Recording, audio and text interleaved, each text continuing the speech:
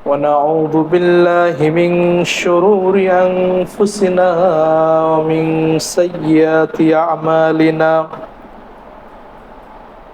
من يهده الله فلا مضل له ومن يضلل فلا هادي له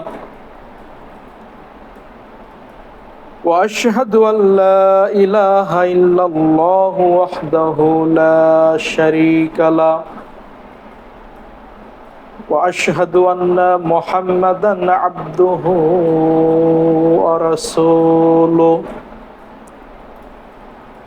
الذي أرسله بالحق بشيرا ونذيرا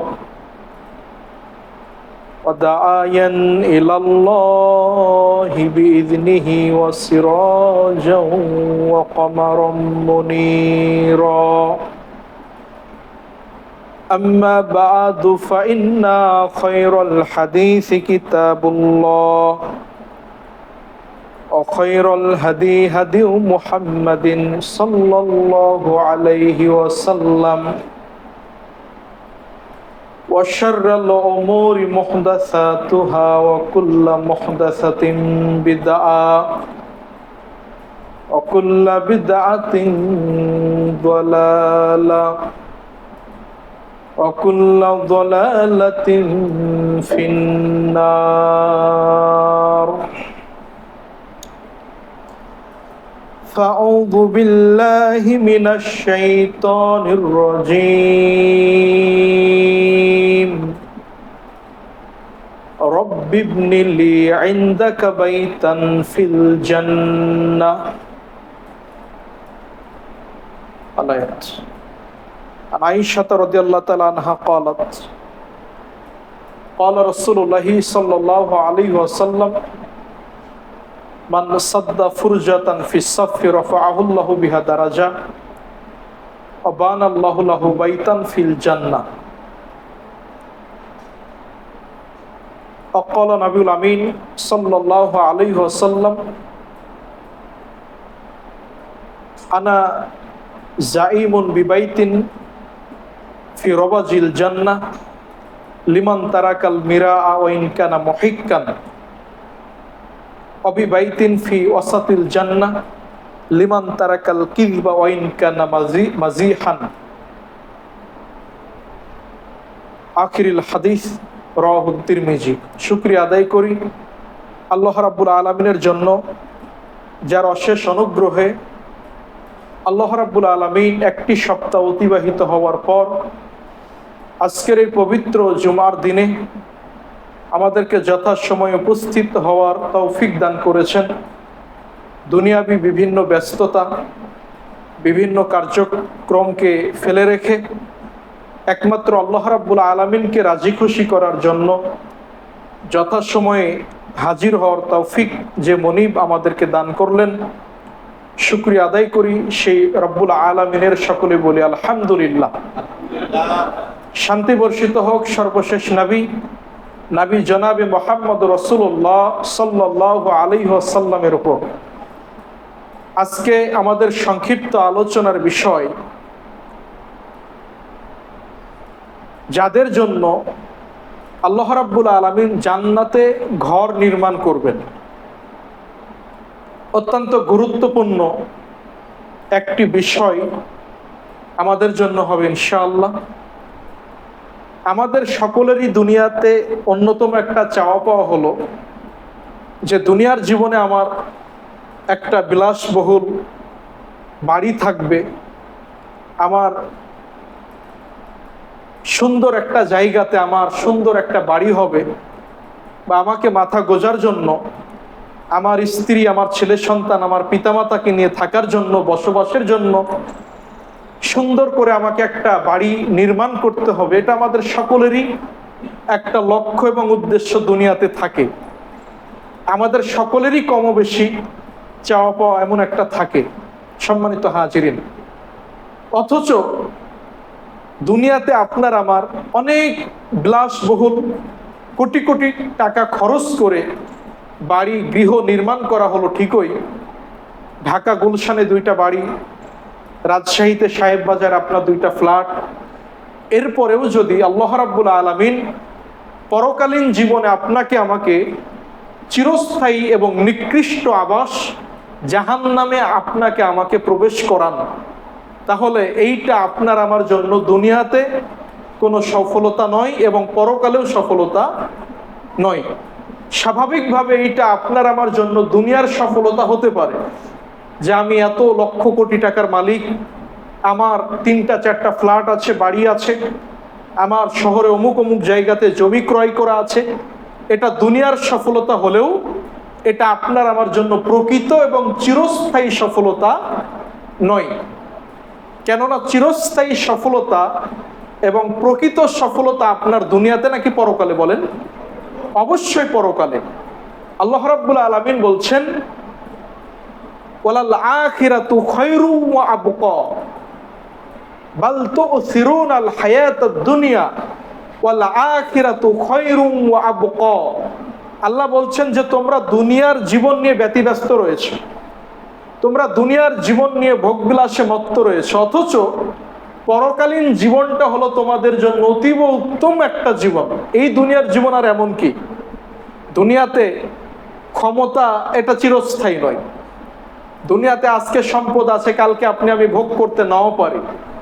আজকে যারা ক্ষমতা রদবদল হওয়ার ফলে আমরা দেখতে পাচ্ছি যারা কোটি কোটি সম্পদের মালিক ছিল, টাকা পয়সার মালিক ছিল, যাদের ক্ষমতার কোনো শেষ ছিল না, অথচ আজকে সময়ের ব্যবধানে দুনিয়াতেই তারা আজকে ধরাশায়ী হচ্ছে না, হচ্ছে।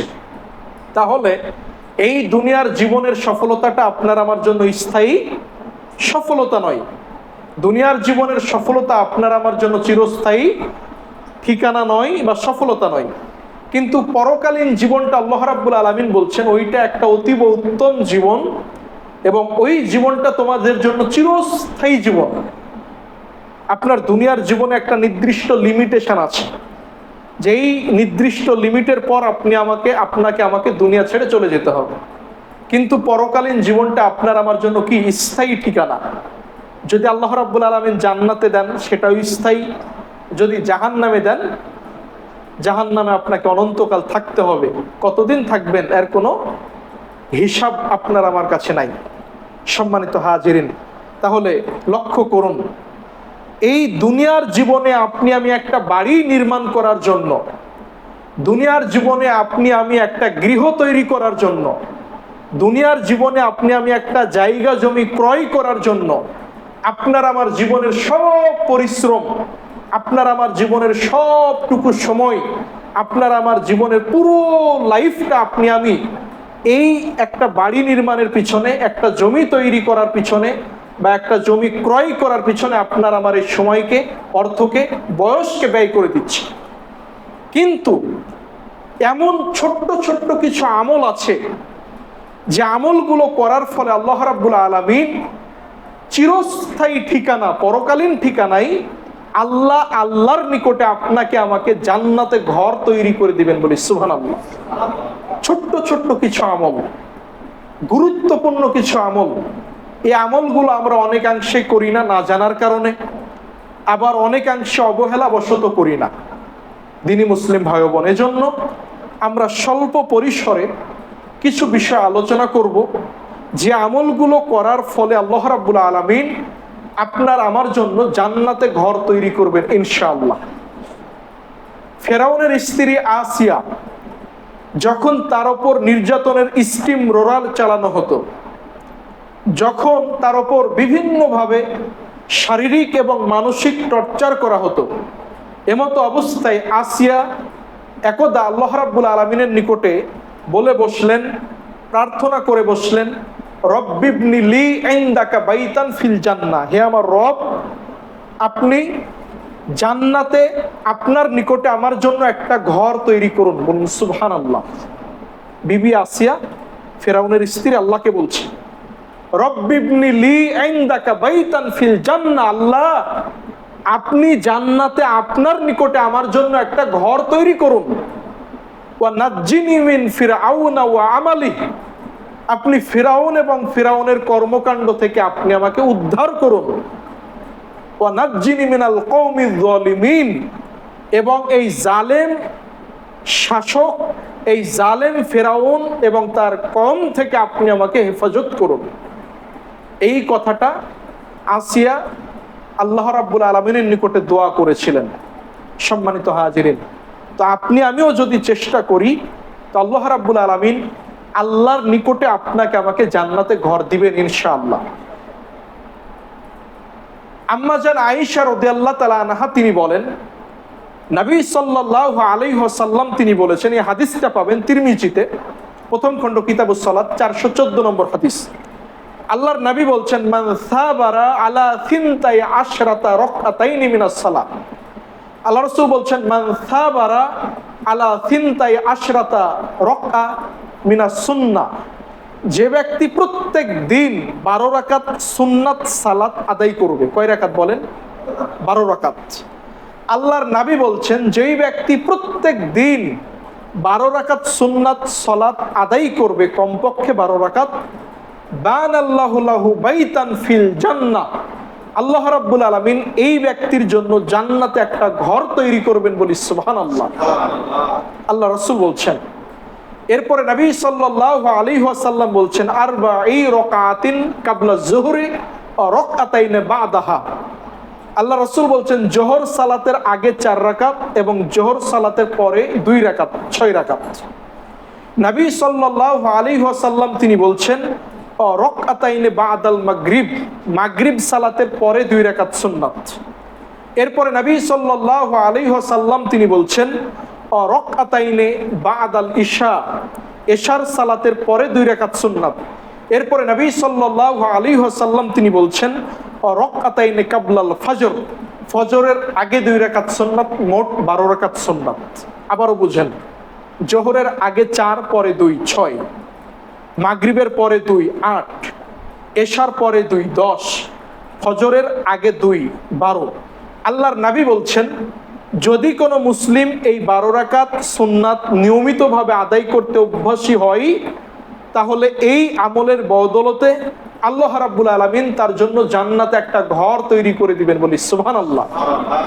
তাহলে আপনি আমি পারতপক্ষে চেষ্টা করব সর্বাত্মক, কখনো আপনার সফরের কারণে, আপনার ব্যস্ততার কারণে, অতিরিক্ত কোনো কাজের চাপে মাঝে মধ্যে সুন্নাত আপনি আদায় না করতে পারেন বা ছেড়ে দিলেন, সেটা ভিন্ন বিষয়। কিন্তু আপনি পারতপক্ষে সর্বাত্মক চেষ্টা করেন, আন্তরিকতার সাথে আপনি চেষ্টা করেন এই 12 রাকাত সুন্নাত আদায় করতে।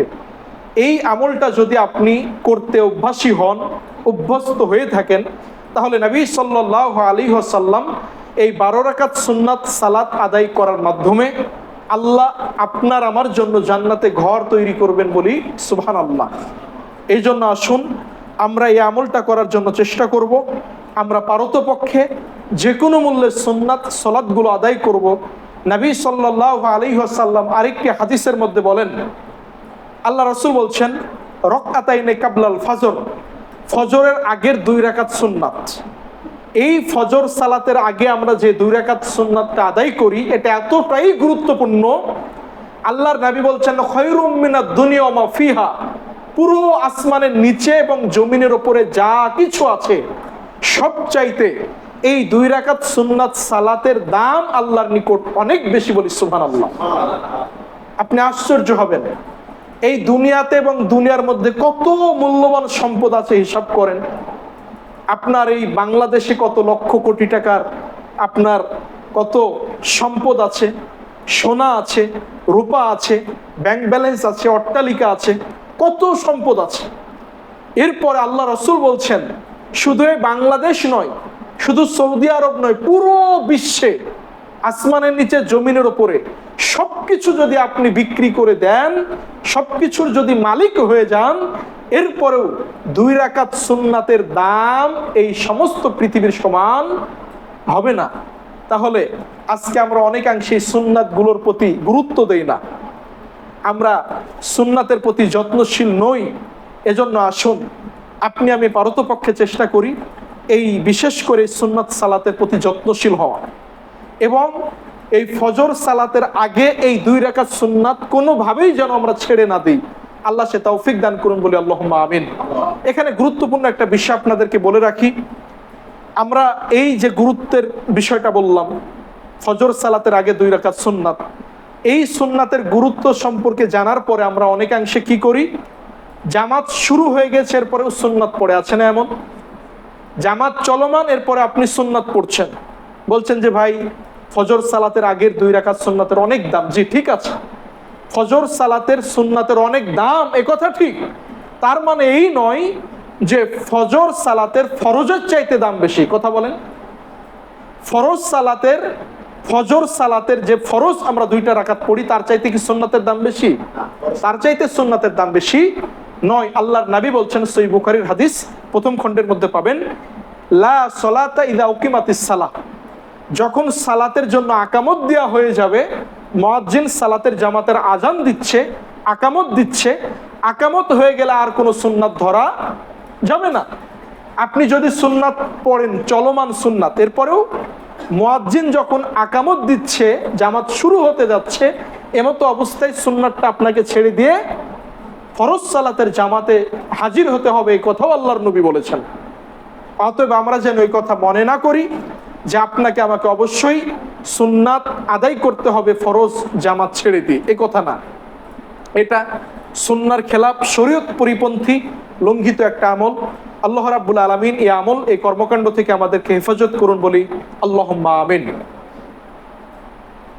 আন আয়েশা রাদিয়াল্লাহু তাআলা আনহা ক্বালাত, আম্মা জান আয়েশা রাদিয়াল্লাহু তাআলা আনহা তিনি বলছেন, নবী সাল্লাল্লাহু আলাইহি ওয়াসাল্লাম তিনি বলেছেন, মান সাদ্দা ফুরজাতান ফি সাফফি, যে ব্যক্তি জামাতে দাঁড়ানো অবস্থায় কাতারের মাঝের ফাঁকা বন্ধ করে দাঁড়ায়।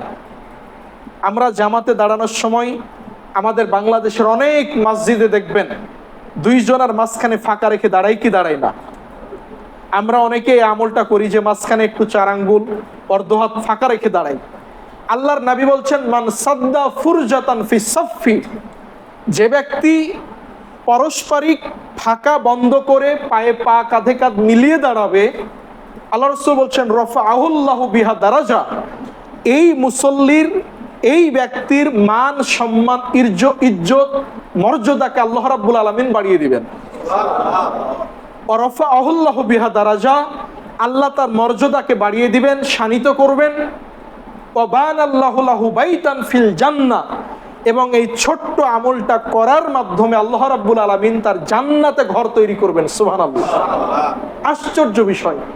ছোট্ট একটা আমল দেখেন, আজকে আমরা অনেকাংশে কি বলি, যে আরে ভাই এগুলো ছোটখাটো বিষয়, রাখেন তো, পায়ে পা মিলাতে হবে, কাঁধে কাঁধ মিলাতে হবে, এগুলো ছোটখাটো বিষয়।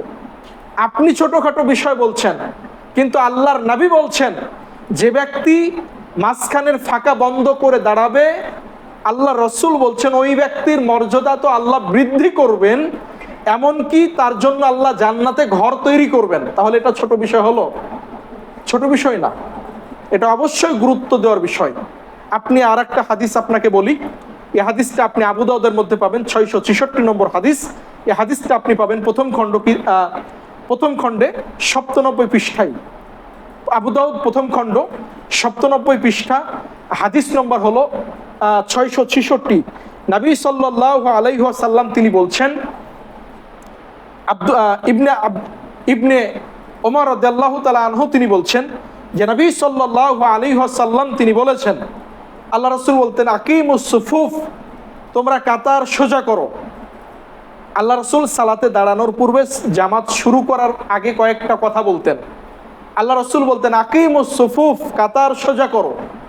ওয়াহাযু বাইনা মানাকিব ওয়াসাদ্দাল খালাল, তোমরা মাঝখানের ফাঁকা বন্ধ করে কাঁধে কাঁধ মিলে দাঁড়াও। আল্লাহ রাসূল বলতেন, তোমরা মাঝখানের ফাঁকা বন্ধ করে রাখো। এরপর আল্লাহ রাসূল বলতেন, ওয়ালা তাযারু ফুরুজাতিন লিশায়াতিন, ওয়ালা তাযারু ফুরুজাতিন লিশাইতান, শয়তানের জন্য তোমরা মাঝখানে ফাঁকা জায়গা রাখিও না। এরপর আল্লাহ রাসূল বলতেন, ওয়ামান ওয়াসালা সাফফান ওয়াসালাহুল্লাহ, যে ব্যক্তি মাঝখানের ফাঁকা বন্ধ করে দাঁড়াই, মাঝখানের ফাঁকা বন্ধ করে দাঁড়াই, আল্লাহ রাব্বুল আলামিন ওই ব্যক্তিকে নিকটে করে নেন। সুবহানাল্লাহ। ওমান কাতা সাফান কাতাহুল্লাহ, আর যেই ব্যক্তি মাঝখানে ফাঁকা রেখে দাঁড়াই, মাঝখানে বিচ্ছিন্ন রাখে, আল্লাহ রাব্বুল আলামিন তাকে বিচ্ছিন্ন করে দেন। নাউজুবিল্লাহ। তাহলে আপনি, আমি বলছি যে ভাই এটা ছোটখাটো বিষয়, আল্লাহ রাসূল বলতেন যে মাঝখানের ফাঁকা বন্ধ করো, কাতার সোজা করো, মাঝখানে শয়তানের জন্য জায়গা রাখিও না। তার মানে আজকে আপনি আমি যদি মাঝখানে ফাঁকা বন্ধ না করে দাঁড়াই, তাহলে এই ফাঁকা জায়গাটাতে কে দাঁড়াবে? কথা বলেন। শয়তান। এটা আমার কথা নয়, আল্লাহ রাসূল এই কথা বলেছেন। আপনি খুলেন, আবু দাউদ খুলবেন, ৯৭ পৃষ্ঠা, হাদিস নম্বর ৬৬৬, আল্লাহ রাসূল স্পষ্টভাবে বলছেন। এরপরে বলছেন যে এই ব্যক্তি মাঝখানের ফাঁকা বন্ধ করে দাঁড়াবে, আল্লাহ তাকে নিকটবর্তী করবেন, আর যে ব্যক্তি মাঝখানে ফাঁকা জায়গা বিচ্ছিন্ন রেখে দাঁড়াবে, ফাঁকা রেখে দাঁড়াবে, আল্লাহ তাকে দূরে ঠেলে দিবেন। এজন্য আপনি আমি যদি মাঝখানের ফাঁকা বন্ধ করে দাঁড়াই, আপনি আমি যদি পায়ে পা কাঁধে কাঁধ মিলিয়ে দাঁড়াই, তাহলে এর মাধ্যমে আল্লাহ রাব্বুল আলামিন আপনার আমার জন্য জান্নাতে ঘর নির্মাণ করবেন, যে কথা নবী সাল্লাল্লাহু আলাইহি ওয়াসাল্লাম তিনি বলছেন। সম্মানিত হাজিরিন, এজন্য আসুন আমরা পারতপক্ষে সর্বাত্মক চেষ্টা করি যে এই বিষয়গুলোর প্রতি আমরা গুরুত্ব দেই, যার মাধ্যমে আল্লাহ রাব্বুল আলামিন আপনার আমার জন্য জান্নাতে ঘর তৈরি করবেন ইনশাআল্লাহ।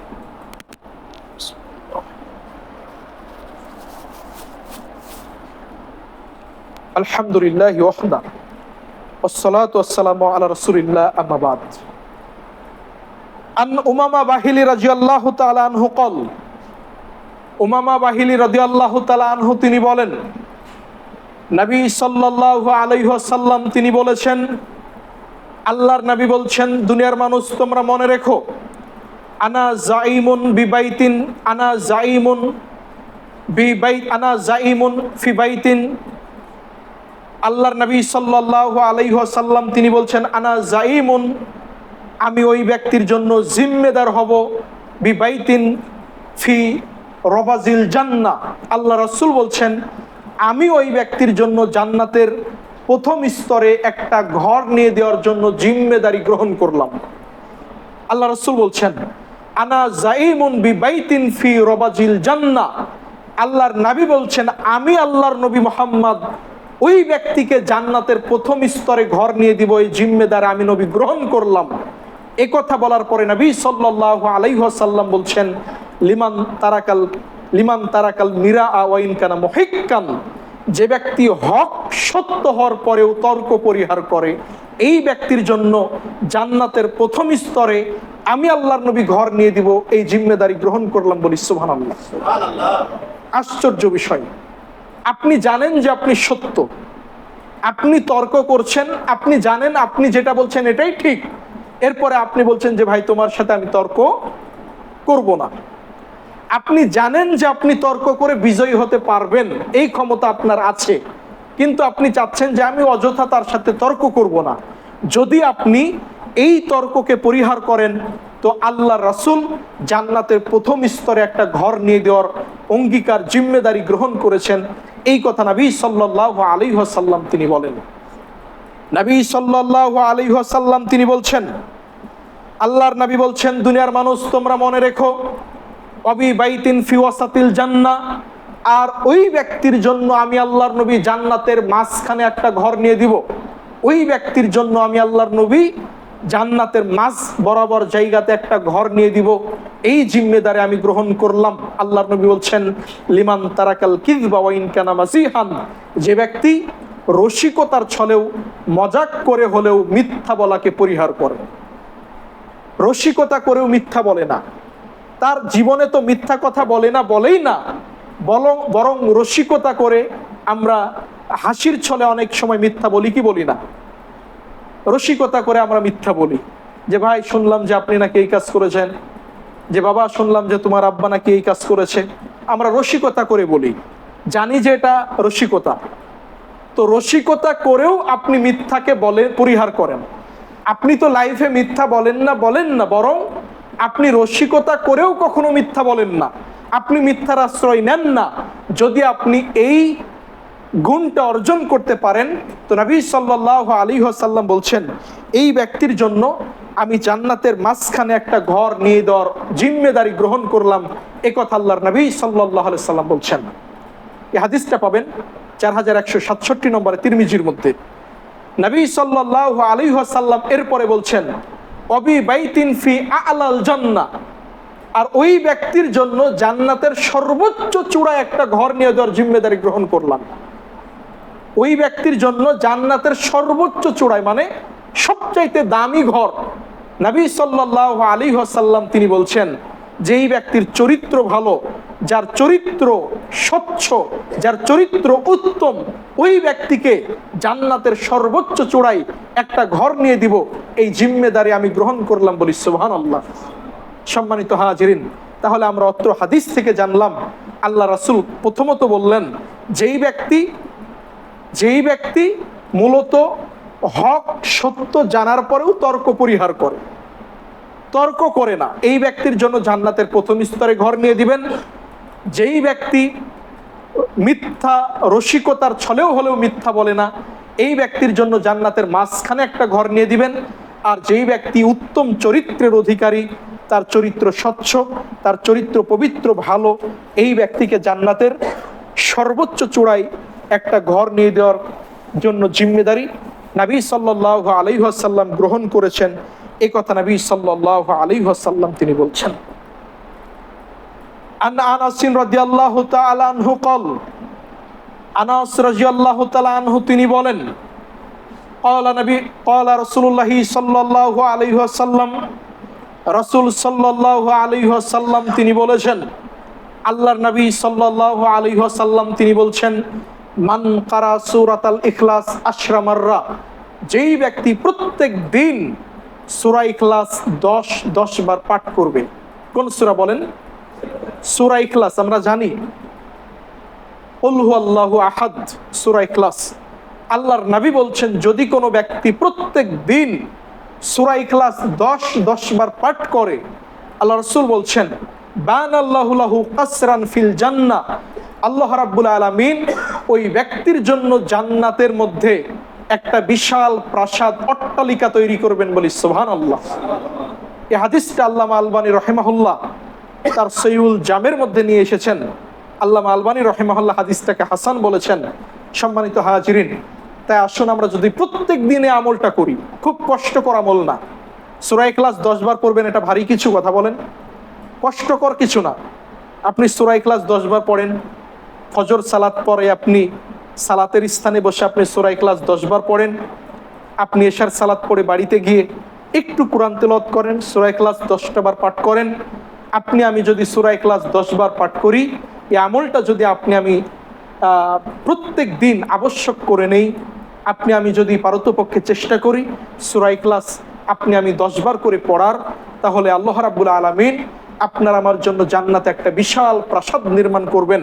এই কথা নবী সাল্লাল্লাহু আলাইহি ওয়াসাল্লাম তিনি বলেছেন। সম্মানিত হাজিরিন, আরেকটি বিষয় মনে রাখবেন, সূরা ইখলাস আপনি পারতপক্ষে 10 বার প্রত্যেক দিন পড়বেন। যদি ব্যস্ততার জন্য না পারেন, অন্তত মিনিমাম 3 বার পড়বেন। কয়বার? আল্লাহর নবী বলছেন যদি কোনো ব্যক্তি সূরা ইখলাস 3 বার পাঠ করে, তো 30 পারা কোরআন পড়লে যত নেকি হবে, সূরা ইখলাস 3 বার পাঠ করলে আল্লাহ তার আমলনামায় সেই নেকি লিখে দিবেন। সুবহানাল্লাহ। আল্লাহর নবী বলছেন যদি কোনো ব্যক্তি সূরা ইখলাস 1 বার পাঠ করে, সূরা ইখলাস 1 বার হলো 30 পারা কোরআনের, পুরো কোরআনের 3 ভাগের 1 ভাগ, তার মানে 10 পারার সমান। সূরা ইখলাস 1 বার পাঠ করলে 10 পারা কোরআন পড়লে যা নেকি হয়, আল্লাহ আপনাকে আমাকে সেই নেকি লিখে দিবেন। সুবহানাল্লাহ। এজন্য আসুন আমি পারতপক্ষে চলতে ফিরতে যে কোনো সময় আমি অবসর সময়ে সূরাতুল ইখলাস পাঠ করি 10 বার, না পারলে 3 বার। আল্লাহ রাব্বুল আলামিন আল্লাহ আপনাকে আমাকে সে তৌফিক দান করুন, বলি আল্লাহুম্মা আমিন। সম্মানিত হাজিরিন, বলছিলাম জান্নাতে ঘর লাভের উপায়। ওমর রাদিয়াল্লাহু তাআলা আনহু তিনি বলছেন নবী সাল্লাল্লাহু আলাইহি ওয়াসাল্লাম তিনি বলেছেন মান দাখালা সুক, যে ব্যক্তি বাজারে প্রবেশ করে। আমি অনেক সময় বাজারে প্রবেশ করি, অনেকাংশে আপনাকে আমাকে পুঠিয়া বাজারে যেতে হয়, বানেশ্বর বাজারে যেতে হয়, সাহেব বাজারে যেতে হয়, মাইপাড়া বাজারে যেতে হয়, বিভিন্ন জায়গাতে আপনাকে আমাকে যেতে হয়। আল্লাহ রাসূল বলছেন, আল্লাহর যেই বান্দা বাজারে প্রবেশের সময় এই দোয়াটা পাঠ করে, লা ইলাহা ইল্লাল্লাহু ওয়াহদাহু লা শারীকা লাহু লাহুল মুলকু ওয়া লাহুল হামদু ইউহয়ি ওয়া ইউমীতু ওয়া হুয়া হাইয়্যুন লা ইয়ামুতু বিয়াদিহিল খায়র, এই কথা বলার পরে বলেন ওয়া হুয়া আলা কুল্লি শাইইন কাদির। এই দোয়াটা যদি কোনো মুসলিম, কোনো আল্লাহর বান্দা পাঠ করে, আল্লাহর নবী বলছেন ওই ব্যক্তির আমলনামা থেকে আল্লাহ 10 লক্ষ পাপকে, গুনাহকে ক্ষমা করে দেন। আল্লাহ রাব্বুল আলামিন ওই ব্যক্তির আমলনামায় 10 লক্ষ নেকি লিপিবদ্ধ করে দেন। এরপরে নবী সাল্লাল্লাহু আলাইহি ওয়াসাল্লাম তিনি বলছেন অবান আল্লাহু লাহু বাইতান ফিল জান্নাহ, এবং এই ব্যক্তির জন্য আল্লাহ রাব্বুল আলামিন জান্নাতে একটা ঘর তৈরি করেন, বলি সুবহানাল্লাহ। সম্মানিত হাজিরিন, তা আসুন 6231 নম্বর হাদিস সহিহুল জামের মধ্যে পাবেন। আল্লামা আলবানী রহিমাহুল্লাহ হাদিসটিকে হাসান বলেছেন।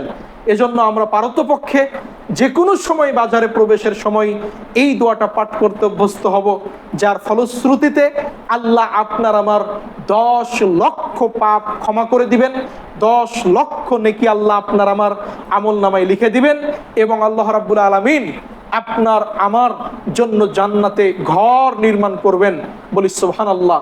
এই জন্য আমরা এই আমলটা করার জন্য চেষ্টা করব। আল্লাহ সে তৌফিক আমাদেরকে দান করুন, বলি আল্লাহুম্মা আমিন। সম্মানিত হাজিরিন, আবু হুরায়রা রাদিয়াল্লাহু তাআলা আনহু তিনি বলেন, রাসূল সাল্লাল্লাহু আলাইহি ওয়াসাল্লাম তিনি বলেছেন, আল্লাহর নবী বলছেন, ইযা মাতা ওয়ালাদুল আবদি, যখন কোনো বান্দার সন্তান মারা যায়। আমাদের অনেক ব্যক্তিবর্গ আছে, অনেক ভাই আছে যাদের সন্তান বাল্য অবস্থায়, সন্তান ভূমিষ্ঠ হওয়ার পরে বা সন্তান বুদ্ধি হওয়ার আগেই মারা যায়, যায় কি যায় না?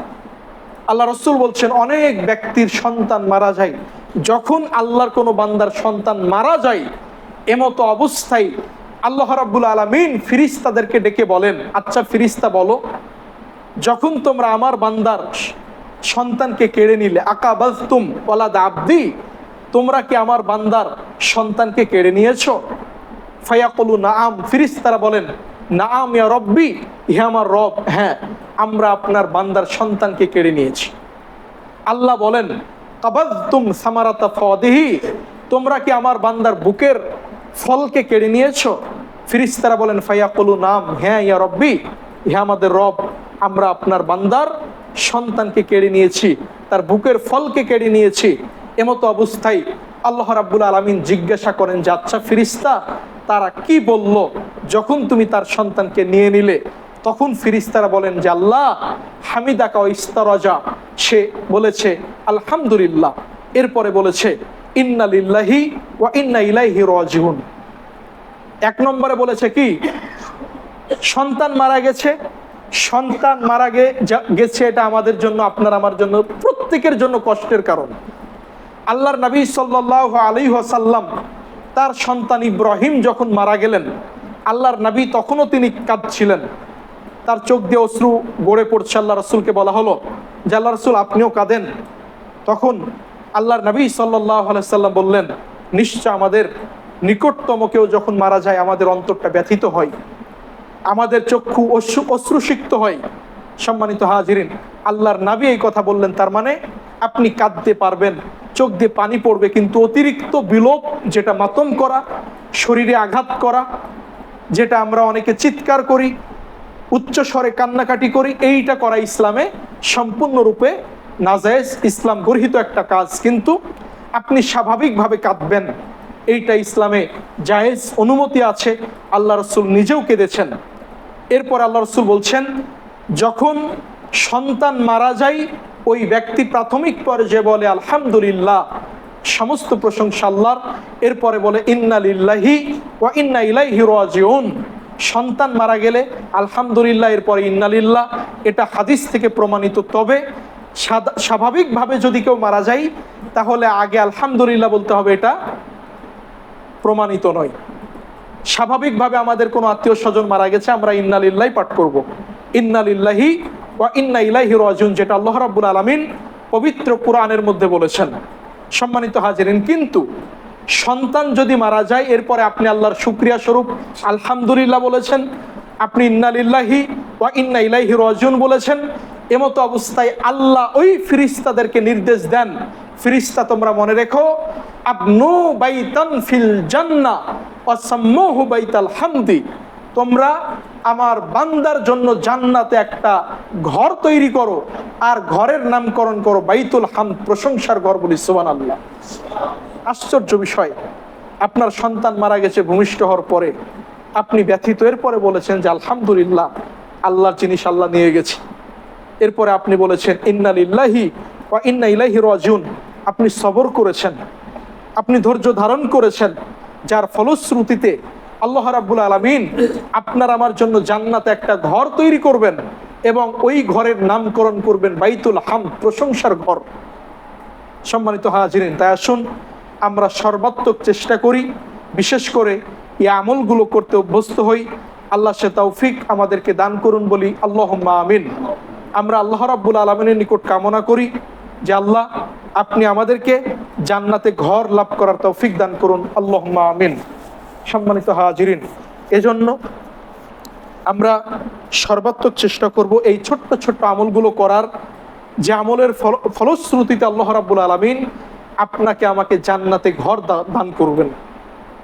যেই জান্নাত হলো চিরস্থায়ী জান্নাত, যেই ঠিকানা আপনার আমার জন্য স্থায়ী এবং যেই ঠিকানা হলো দুনিয়ার চাইতে অতীব উত্তম, সেই চিরস্থায়ী ঠিকানায় সেই চিরস্থায়ী জান্নাত আল্লাহ রাব্বুল আলামিন আমাদের সবাইকে দান করুন। সেই দাবি আমরা আল্লাহ রাব্বুল আলামিনের কাছে রাখি, সকলে বলি আল্লাহুম্মা আমিন। সম্মানিত হাজিরিন, আপনারা পারতপক্ষে সর্বাত্মক চেষ্টা করবেন অন্তত জুমার দিনে আজানের পূর্ব মুহূর্তে উপস্থিত হওয়ার। আজানের আগে আপনারা মসজিদে উপস্থিত হবেন, আপনারা মসজিদে বসবেন, বাইরে থেকে মেহমান আসে আপনারা খুতবা শুনবেন, এরপরে সালাত আদায় করবেন, সুন্নাত পড়বেন, কিছু সময় আপনি জিকির আজকার করবেন, তাসবিহ তাহলিল পাঠ করবেন। এইটা আপনার আমার জন্য অনেক কল্যাণকর হবে ইনশাআল্লাহ। কেননা নবী সাল্লাল্লাহু আলাইহি ওয়াসাল্লাম তিনি বলছেন, যখন আল্লাহর কোনো বান্দা সালাত আদায় করে ওই স্থানে বসে জিকির আজকার করে, সুবহানাল্লাহ বলে, আলহামদুলিল্লাহ বলে, আল্লাহু আকবার বলে, এই জিকির আজকারগুলো করে, আল্লাহর নাম স্মরণ করে, তাসবিহ তাহলিল পাঠ করে, এমতো অবস্থায় যতক্ষণ মসজিদে বসে থাকে, আল্লাহর নবী বলছেন ওই বান্দার জন্য স্বয়ং আল্লাহর ফেরেশতারা আল্লাহর নিকট দোয়া করে, আল্লাহকে বলে আল্লাহুম্মা গফির লাহু ওয়ারহামহু, আল্লাহ তুমি তোমার এই বান্দাকে ক্ষমা করে দাও, তার সমস্ত পাপকে, গুনাহ খাতাগুলোকে তুমি মাফ করে দাও, আল্লাহ তুমি তোমার এই বান্দার প্রতি রহম করো, দয়া করো। বলি সুবহানাল্লাহ। এজন্য আপনি মসজিদে আগে এসেছেন, আল্লাহ রাসূল একই বাক্য বলছেন, যেই ব্যক্তি মসজিদে সলাতের জন্য আগে উপস্থিত হয়, সলাতের জন্য অপেক্ষা করে, যতক্ষণ সলাতের জন্য অপেক্ষা করে ততক্ষণ ওই ব্যক্তি যেন জামাতের মধ্যে, সলাতের মধ্যেই গণ্য থাকে। বলি সুবহানাল্লাহ। আপনি যতক্ষণ সলাতের আগে এসেছেন, সুন্নাত পড়ে জামাতের জন্য অপেক্ষা করছেন, ততক্ষণ পর্যন্ত আপনাকে আমাকে মনে রাখতে হবে আপনি সলাতের মধ্যেই আছেন এবং সলাত শেষ করে আপনি জামাতের জন্য অপেক্ষা করছেন। আল্লাহর ফেরেশতারা আল্লাহ রাব্বুল আলামিনের নিকট আপনার আমার হয়ে আপনার আমার জন্য দোয়া করবে যে আল্লাহ তুমি তোমার এই বান্দাকে ক্ষমা করো, তুমি তোমার এই বান্দার উপর দয়া করো। এই দোয়াটা আল্লাহর ফেরেশতা মণ্ডলী আল্লাহ রাব্বুল আলামিনের নিকটে করবেন। তো আল্লাহর ফেরেশতা যদি আপনার আমার জন্য আল্লাহর কাছে দোয়া করেন, এটা ভালো না খারাপ? এতে কল্যাণ নাকি অকল্যাণ? কথা বলেন। অবশ্যই কল্যাণ আছে। আপনার আমার দোয়া আল্লাহর নিকট কবুল নাও হতে পারে, কিন্তু ফেরেশতারা আপনার আমার জন্য যদি দোয়া করে, এই দোয়া যে আল্লাহ রাব্বুল আলামিন কবুল করবেন এতে কোনো সন্দেহ নাই। এজন্য আমরা জামাতে, সলাতে দ্রুত আসব, সুন্নাত পড়ে জামাতের জন্য অপেক্ষা করব এবং আমরা সুন্নাত পড়ে, আমরা ফরজ সালাত পড়ে অপেক্ষা করব, তাসবিহ তাহলিল পাঠ করে, জিকির আজকার করে আমরা সুন্নাত পড়ে ধীর স্থিরভাবে মসজিদ থেকে বিদায় নিব। আল্লাহ সে তৌফিক দান করুন, বলি আল্লাহুম্মা আমিন। আল্লাহর নিকট আমরা দোয়া করি, আমাদের এই মসজিদের সাথে সংশ্লিষ্ট দিনী ভাই যারা আছেন, যারা আপনারা দূর দূরান্ত থেকে এই দিনের মেহনত করছেন, যারা খুতবা শ্রবণ করার জন্য আসছেন, আল্লাহ সবাইকে উত্তম প্রতিদান দান করুন, আল্লাহুম্মা আমিন। আমাদের মধ্যে যারা অসুস্থ, অভাবগ্রস্ত আছে, আল্লাহ তাদের অসুস্থতা দূর করে দিন। আল্লাহ তাদের দারিদ্রতা ঘুচিয়ে তাদেরকে সচ্ছলতার পথ আল্লাহ তাদেরকে দেখান। সেই দাবি, সে দাওয়া আল্লাহ রাব্বুল আলামিনের কাছে রাখি, বলি আল্লাহুম্মা আমিন। আমাদের আত্মীয় স্বজন, আহাল পরিবার বর্গ যারা মারা গেছে, আল্লাহ সকলের কবরের আযাবকে মাফ করে জান্নাতের মেহমান হিসেবে তাদেরকে কবুল করুন, আল্লাহুম্মা আমিন।